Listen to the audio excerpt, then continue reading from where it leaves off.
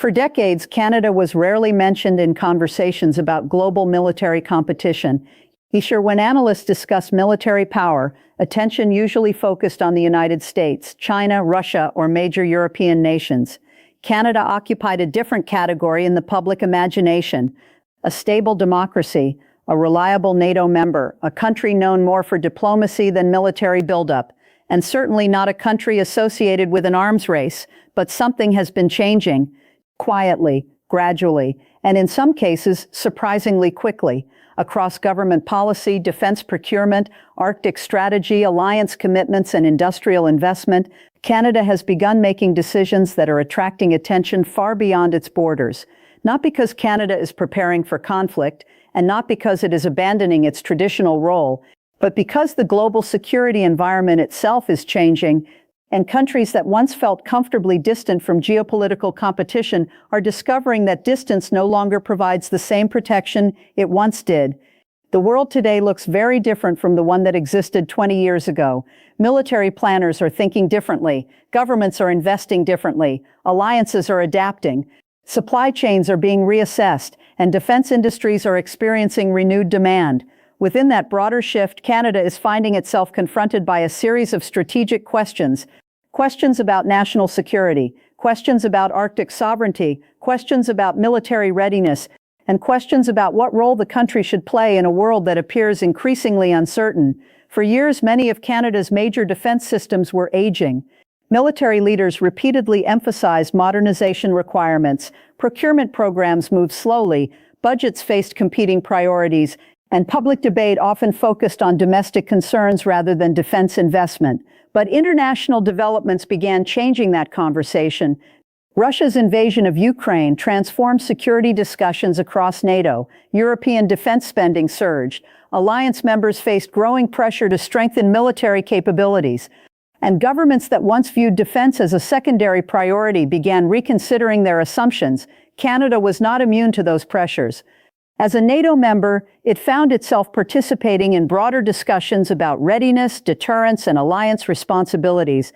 At the same time, developments in the Arctic were drawing increasing attention. Climate change was creating new shipping possibilities. Resource access was becoming more strategically significant.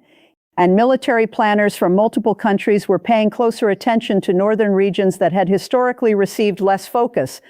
For Canada, the Arctic is not an abstract concept. It is a massive geographic reality, a region tied directly to sovereignty, security, infrastructure, and national identity.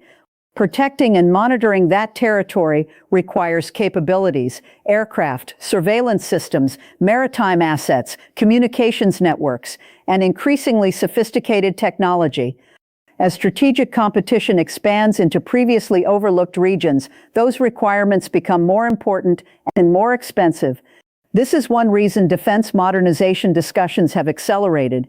Governments may disagree on specific approaches, political parties may debate spending priorities, but there is growing recognition that maintaining military capability requires long-term investment. Defense systems are not purchased overnight. Ships take years to build. Aircraft programs span decades, infrastructure projects require sustained commitment, and technology evolves continuously. That means decisions made today often shape military capability for generations. One area attracting particular attention has been aerospace and defense manufacturing. Canada already possesses significant expertise in advanced manufacturing, aerospace engineering, and defense-related technologies. As global demand for military equipment and security systems increases, companies operating in these sectors are finding new opportunities. This does not automatically mean a country is entering an arms race, but it does mean defense industries become more economically significant, investment increases, research expands, production capacity grows, and governments become more interested in securing reliable supply chains for critical systems. The result is a feedback loop. Strategic uncertainty drives demand. Demand drives investment. Investment drives industrial growth, and industrial growth strengthens national capabilities. What makes the current moment particularly interesting is that these developments are occurring alongside broader geopolitical shifts. The international system is becoming more competitive. Major powers are investing heavily in military modernization. emerging technologies are transforming warfare. Artificial intelligence is entering defense planning. Cybersecurity has become a central concern. Space assets play increasingly important roles, and traditional assumptions about security are being challenged. Countries that once viewed defense primarily through the lens of peacekeeping now face a more complicated environment. Canada is among them. The question is not whether Canada intends to become a military superpower. It does not. The question is how Canada adapts to a world where security considerations are becoming more important across nearly every policy area. That adaptation is already visible in procurement programs, in alliance discussions, in Arctic investments, in industrial policy, and in public conversations about national defense. The changes are gradual, but they are real. And as governments around the world reassess their strategic priorities, Canada is increasingly part of that conversation. Not because it seeks the spotlight, but because the geopolitical environment is making security impossible to ignore. And that raises an important question. If the world is entering a new era of competition, what role will Canada choose to play? Will it remain primarily a supporting player within larger alliances? Will it expand its defense capabilities significantly? Will Arctic security become the defining issue of future military planning? Or will technological innovation reshape the entire conversation? The answers are still being written, but one thing is becoming increasingly clear. The assumptions that shaped defense policy for much of the post-Cold War era are changing. And Canada, like many nations, is adjusting to a world that looks very different from the one it expected. As these pressures continue to build, one of the most important questions facing Canada is not whether it should participate in global security efforts, but how far those efforts should go and what capabilities the country needs to support them. For years, defense experts argued that the biggest challenge facing Canada was not a lack of commitment, but a mismatch between responsibilities and resources. Canada possesses the second largest landmass in the world. It has the longest coastline on Earth. It sits between the Atlantic, Pacific, and Arctic Oceans. It shares a vast border with the United States, and it participates in major international alliances that require meaningful contributions to collective security. Those realities create expectations that military planners must be able to monitor enormous geographic areas, expectations that Canada can contribute to alliance operations when required, and expectations that critical infrastructure, transportation routes, and national sovereignty can be protected. Meeting those expectations requires investment, not only in personnel, not only in equipment, but in systems. Modern militaries increasingly depend on networks of technology rather than individual platforms alone. A fighter jet is no longer simply an aircraft. It is part of a larger ecosystem involving satellites, communications networks, sensors, data processing systems, and logistical support structures. The same is true for naval vessels. The same is true for surveillance assets, and increasingly the same is true for every major component of national defense.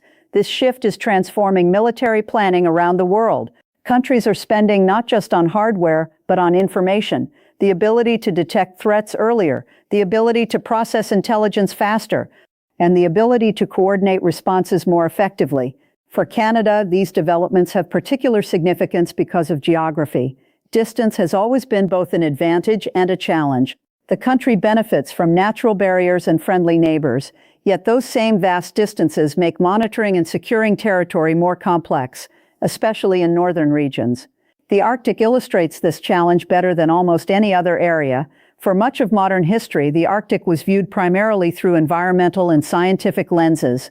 Today, it is increasingly viewed through strategic lenses as well. Melting sea ice has altered navigation possibilities, interest in natural resources has increased, and countries with Arctic territory are paying closer attention to sovereignty and infrastructure. As a result, Arctic security has become one of the defining topics in Canada's long-term defense discussions.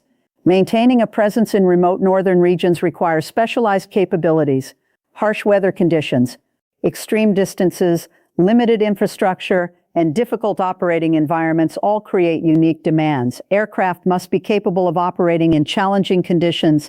Communication systems must remain reliable. Surveillance networks must cover enormous areas, and logistics become a critical factor in every operation. These requirements drive investment decisions, and investment decisions shape future military capabilities.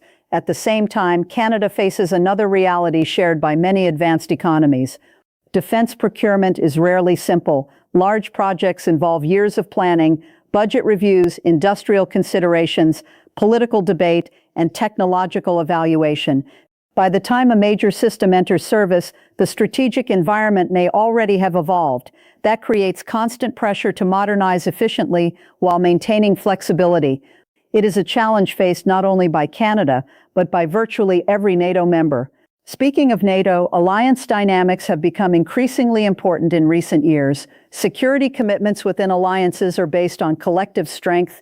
Each member contributes according to its capabilities and priorities, but expectations evolve over time. As global security concerns increase, discussions about defense spending and readiness naturally become more prominent.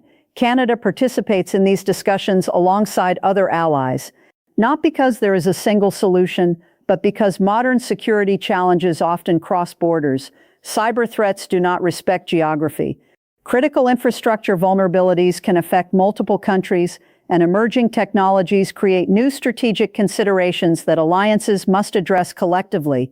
This broader environment has encouraged governments to examine how national defense fits into long-term planning, and increasingly, defense is being discussed alongside economic policy. That connection may seem surprising at first, but it becomes easier to understand when viewed through the lens of industrial strategy. Modern defense programs generate demand for advanced manufacturing, engineering, research and development, artificial intelligence, cybersecurity expertise, and highly skilled labor. As a result, defense spending often has implications far beyond military readiness. It influences innovation ecosystems, educational programs, industrial capacity, and technological competitiveness. Canada's aerospace sector provides a good example. The country has long maintained significant expertise in aerospace engineering and manufacturing. These capabilities support both civilian and defense applications. As global demand for advanced systems grows, companies operating in these sectors may find themselves playing increasingly important roles. This does not mean Canada is transforming into a traditional military power.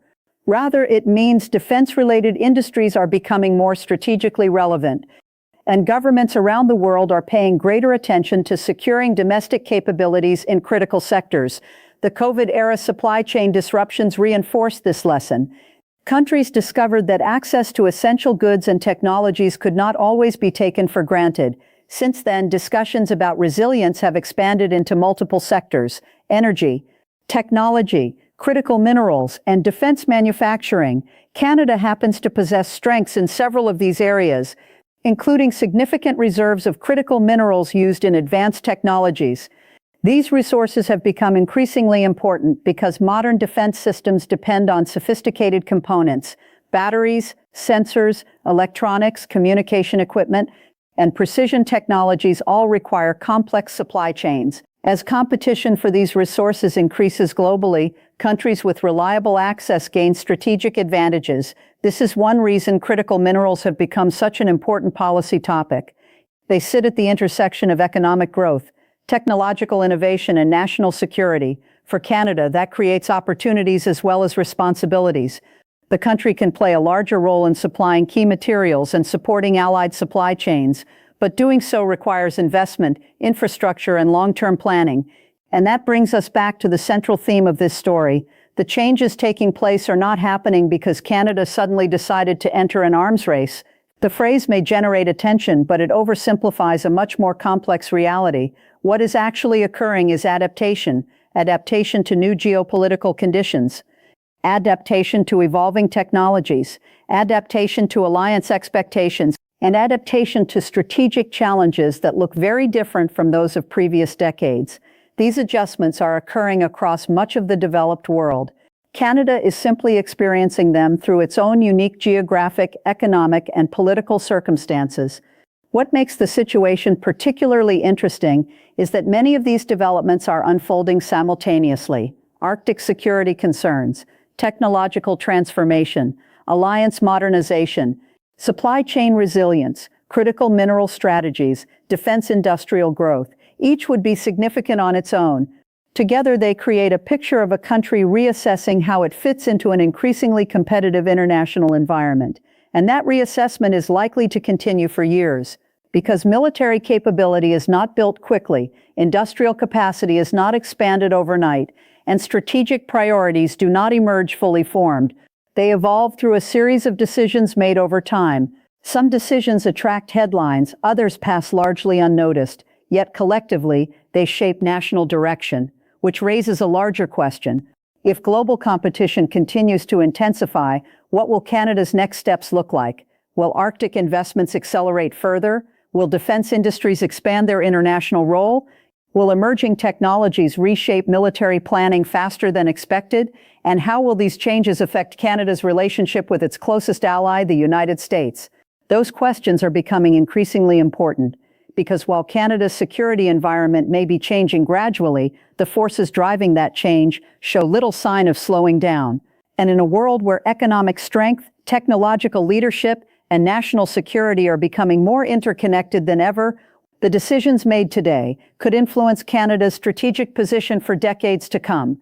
What makes this story even more significant is that the conversation is no longer limited to military planners, defense officials, or foreign policy experts. Increasingly, it is becoming a discussion about national strategy as a whole. For much of the post-Cold War era, many countries operated under the assumption that economic integration would reduce the likelihood of major geopolitical competition. Trade expanded, global supply chains became more interconnected, international markets grew more dependent on one another. The prevailing belief in many parts of the world was that economic cooperation would become the dominant force shaping international relations, but over time, reality became more complicated. Economic interdependence remained important, yet strategic competition never disappeared. In some cases, it intensified. Countries continued to pursue national interests, secure critical resources, protect key technologies, and strengthen their positions within an increasingly competitive global environment. As a result, governments began looking at security through a much broader lens. National security was no longer viewed solely as military strength. It became connected to energy security, technology security, supply chain security, food security, cybersecurity, infrastructure resilience, and economic competitiveness.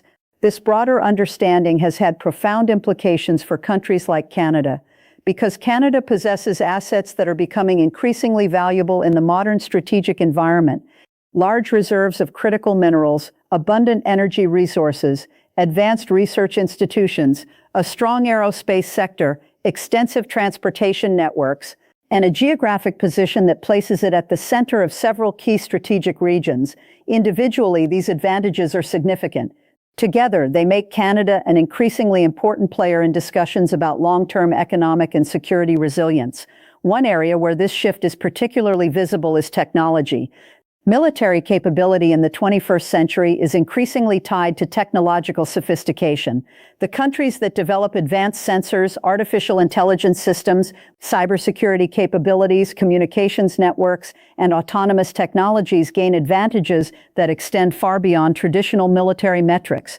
This is why governments around the world are investing heavily in research and development. The goal is not merely to build larger forces. The goal is to build smarter systems capable of processing information faster, detecting threats earlier, and responding more effectively. Canada already participates in many areas of advanced technology development. Universities, research centers, and private companies contribute to innovation across multiple sectors. As defense and technology become more closely linked, these capabilities acquire additional strategic importance. Innovation that begins in civilian applications often finds relevance in national security. Likewise, investments made for security purposes can generate broader economic benefits. This overlap between civilian and defense innovation is becoming one of the defining characteristics of modern industrial policy, and it is one reason governments increasingly view technological competitiveness as a national priority. Another major factor shaping Canada's future role is its relationship with allies. No country operates in isolation, particularly not in a world where security challenges frequently cross national boundaries. Whether the issue involves cyber threats, maritime security, infrastructure protection, or emerging technologies, cooperation often becomes essential. Canada's alliances provide both opportunities and responsibilities. They offer access to shared intelligence, joint planning, and coordinated responses. At the same time, they create expectations regarding readiness, capability, and contribution. As security environments evolve, those expectations naturally evolve as well. This is why discussions about defense modernization often extend beyond national borders. They involve questions about interoperability, shared systems, joint operations, and coordinated investment. Canada's future defense decisions will likely continue to be shaped in part by these broader alliance considerations. At the same time, domestic priorities remain critically important. Governments must balance security requirements with economic realities, infrastructure needs, healthcare spending, education, and other public priorities. This balancing act is one of the most challenging aspects of policymaking. Resources are finite. Choices involve trade-offs, and long-term investments often compete with immediate demands. Defense planning is no exception. Major procurement programs can require decades of commitment. Infrastructure projects may take years to complete. Technology investments require sustained support. The benefits often emerge gradually rather than immediately. Yet waiting too long can create capability gaps that become difficult and expensive to address later.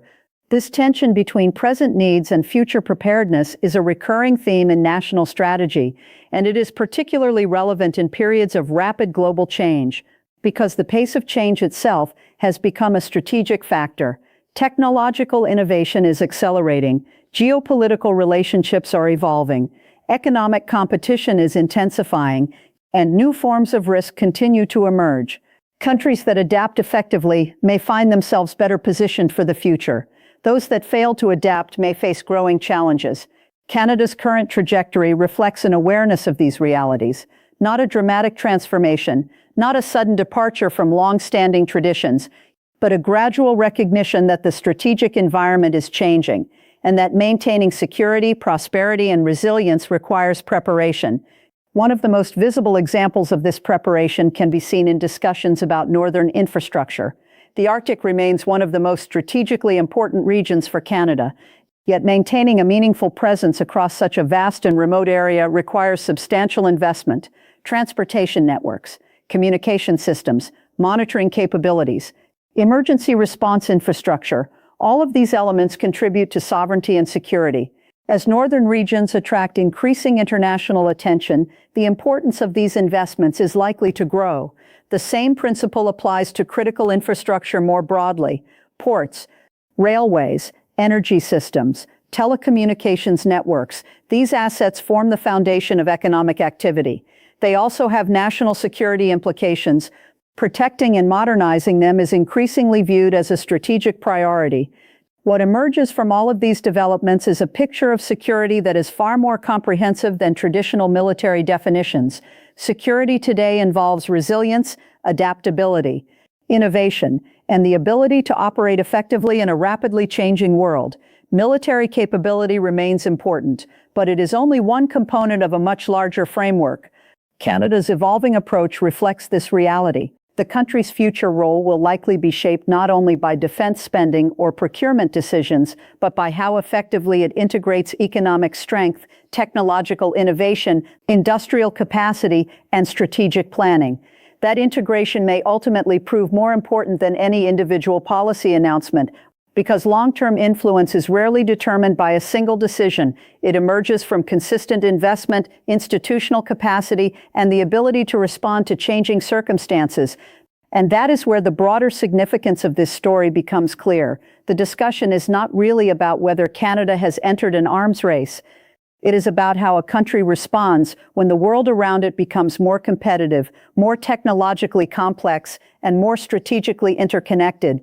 The answer is not found in one budget, one procurement program, or one political speech. It is found in the cumulative effect of decisions made over years and decades.